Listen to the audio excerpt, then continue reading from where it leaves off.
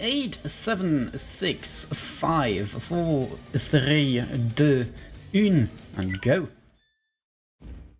We start this game the same way basically we did the last time, where we did True Ending. And the first part is going to be extremely similar. Actually, it's basically only going to be the first part, except that we're in New Game Plus, so we have a lot of stuff that we can simply skip. Also, we won't get any tutorial prompts, so no Teach Me History here today.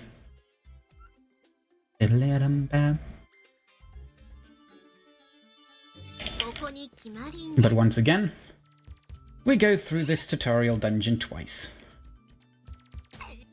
Because of course they wouldn't have to you would have to do that again.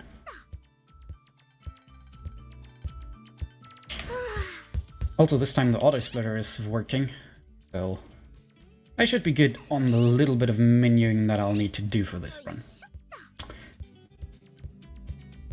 Then the bam. So we walk through here. Same thing happens. We first hear that the time meter is eating history.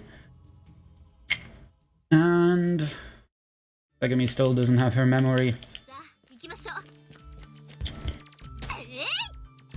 And we go through this dungeon again. And a perfect time basically for this, for the second go through and defeating the tutorial battles, because we still have to do the battles themselves because they are part of the story. The perfect time that I have gotten so far is a 158. But I will not be getting that right now because I'm entering these fights later than I'm supposed to. Also, we don't need to kill these guys manually, we just use our Demonic Inferno, which instantly kills them. Same for this one. And that was just a 2-minute flat, which is still a decent time. Alright, after these wonderful tutorial battles, we again get the ability to travel through time. And we're gonna visit Saturn. We're actually only going to visit Saturn. Because, as it turns out, later in the run, we'll just be able to throw away the other story missions, because I think they forgot to put a check on those. Because I don't think you're supposed to be able to throw away those story missions. All other story missions you cannot retire. But those, for some reason, you can. But we get the same missions as we did in the normal game. And start everything. And here we get another prompt. Traveling through time for the first time, and Segami has joined the party. And we visit Saturn for the first time. Now we won't need to worry about our observation level in this run, or grabbing like an eject button over there, or getting herps, because we already have the herps that we need. We're just gonna go ahead and jump up here again, because it's not like we haven't done that a billion times before.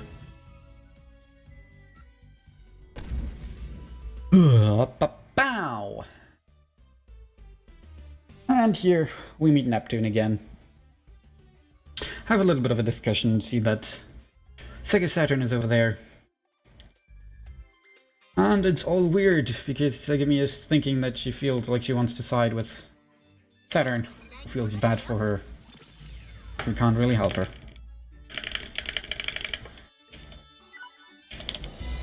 We report that, accept this mission, and walk through this dungeon again.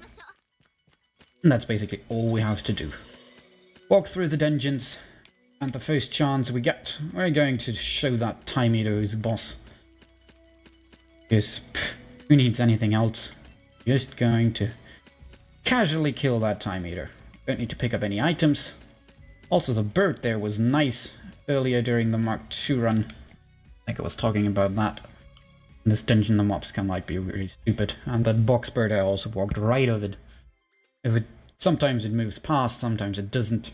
And it's like a little bit of time that you can save by moving to the right or the left, depending on how they move.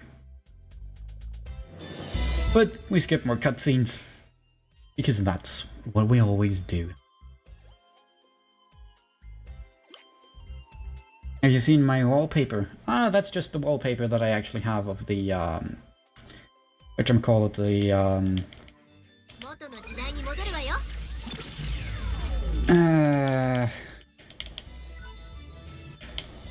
trying to do stuff quickly while talking. We need to defeat the Dogus, and I need to not screw up these wonderful, wonderful symbol attacks. And I screwed it up! Because of course I would. Usually you just go ahead and kill them with a symbol attack, because we have a wonderful modification that allows us to instantly kill them. But I was too stupid to not get that. Which is like one of the worst times bosses you can have. But what I was saying about my wallpaper, that is from Superdimension.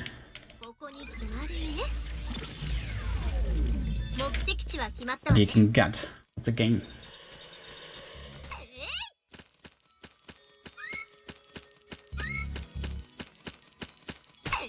Okay. Oh, we just tried to take the optimal path through the dungeon again. Jump there so we don't get grabbed by the ledge, because that tends to bug you out. Wait, did you just admit to making a mistake on stream? I did make a mistake on here already, yes. I didn't get the symbol attack through correctly. It's just utterly stupid to do.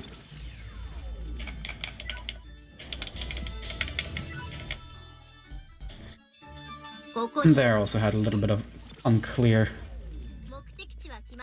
or like, not really well done menuing, because I'm stupid.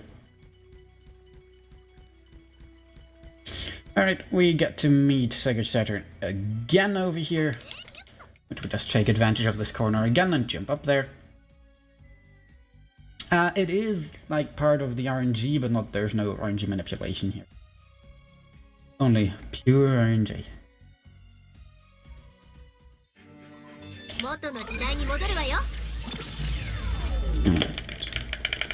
A couple more tripper text.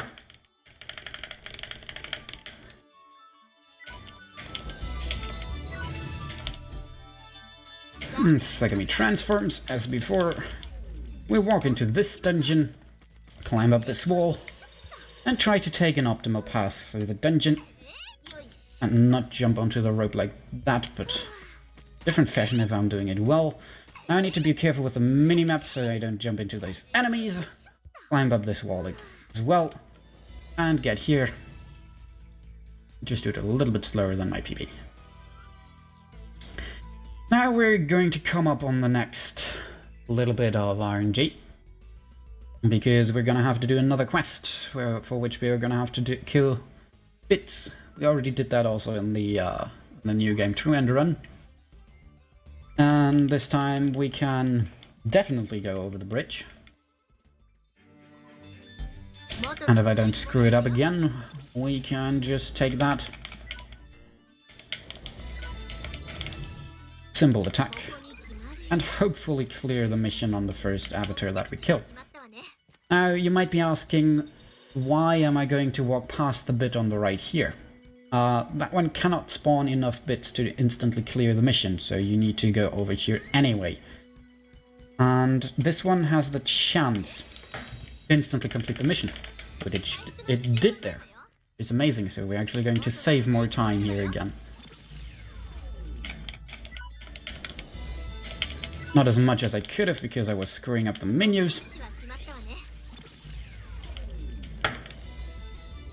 But we did save a couple seconds. Because my PB actually did not get that. If you don't get it, you just attack the other bit as well. And there I screwed up the menu again. Because I am rusty and I did not train it directly before this. Alright. We're going to see that Neptune turns into a bike. And actually no one asked during the True End run, why does Neptune turn into a bike?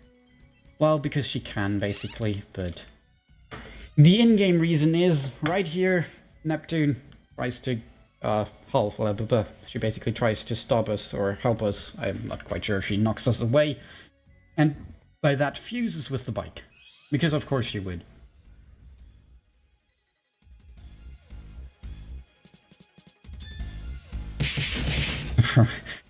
Planning to crash the party was his point.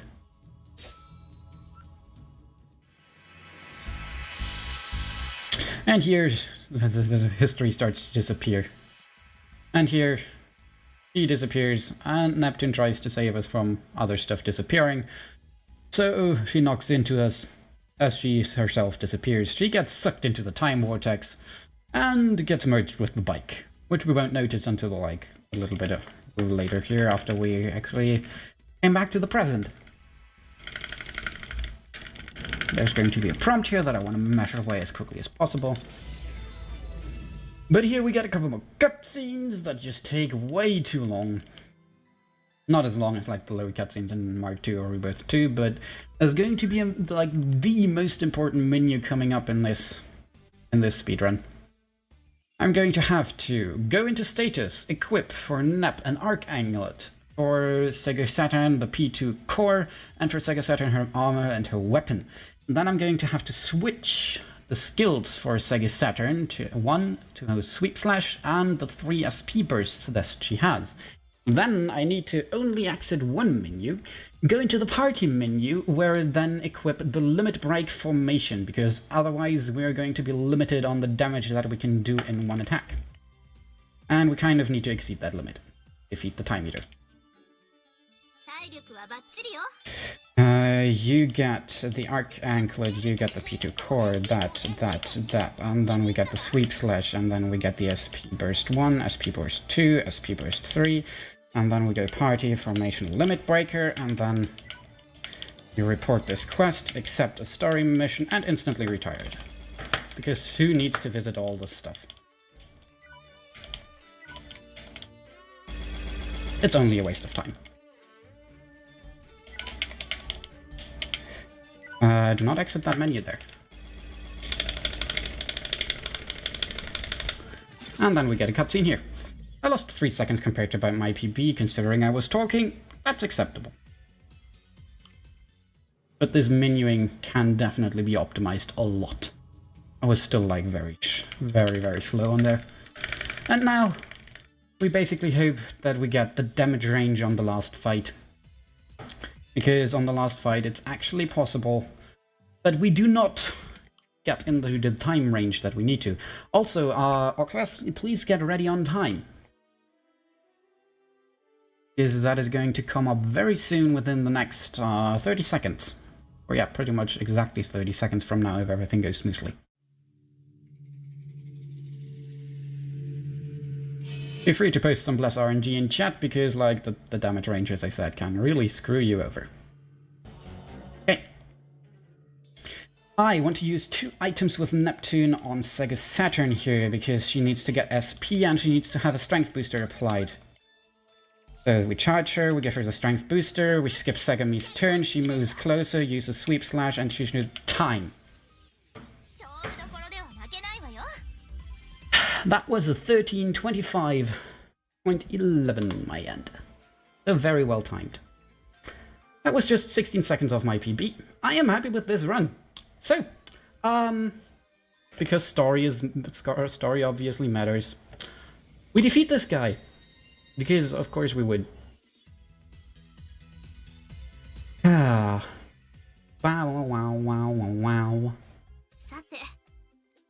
The bike won't talk anymore because we defeated him.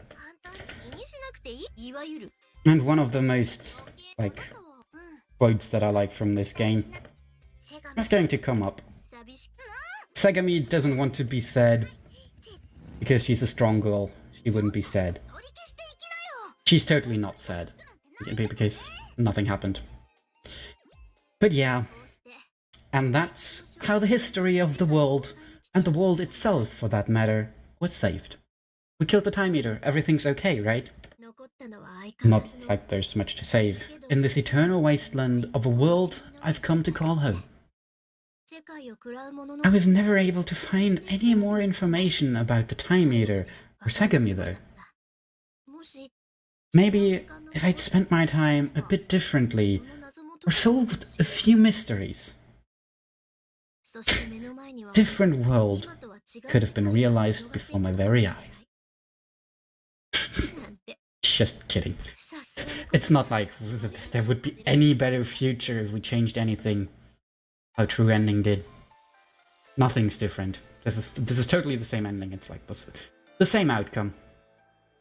But yeah, that's already that. I think the shortest run on our playlist, and I hope you enjoyed it. It's gonna be it for Sega Hard Goals for this marathon. I suppose you will see it again next marathon, maybe in a different category, but most likely at least New Game True End, because that's the most popular category for that. Up next, what do we have up next? Someone help me with the schedule. I don't want to tap out of the game right now. Right now on the schedule, it says that we have up next, we have Megatech Blonde plus Neptune. Alright, yep. 80% race between Z-Fresh Pinoy and Netwally. Awesome. Stay tuned for that one. It's definitely gonna be fun. That's one of the other spin-offs as well. It's one of the action games. Also ripped the other 2 incentives, but we did meet the Gear Uni narration. That you definitely want to stay